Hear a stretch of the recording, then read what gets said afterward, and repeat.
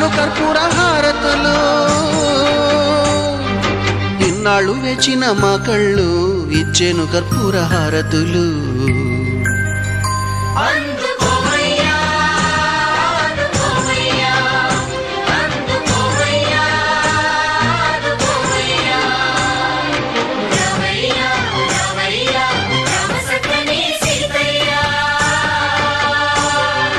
రావయ్యా రావయ్యా రామ సక్కని సీతయ్య.